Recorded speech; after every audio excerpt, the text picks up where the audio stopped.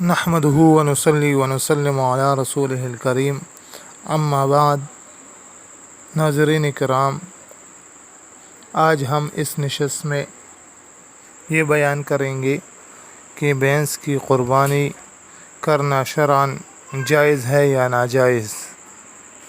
ناظرین کرام، بھینس گائے کے حکم میں ہے، اس پر امت کا اتفاق ہے۔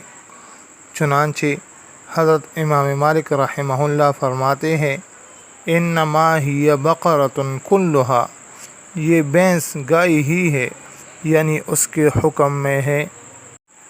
حضرت سفیان ثوری رحمہ اللہ فرماتے ہیں، تحسب الجوامیس مع البقرہ، بھینسوں کو گائے کے ساتھ شمار کیا جاتا ہے۔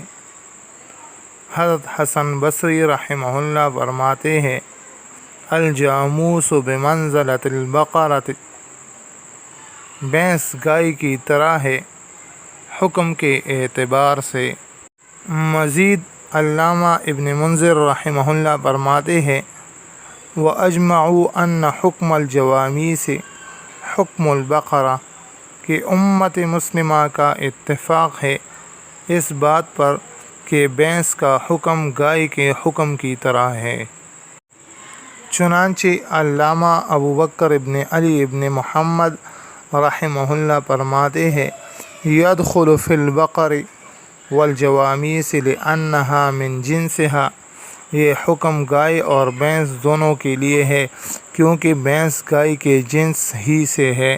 حضرت حسن بصری رحمہ اللہ فرماتے ہیں، الجاموس بمنزلۃ البقر، بھینس گائے کی طرح ہے۔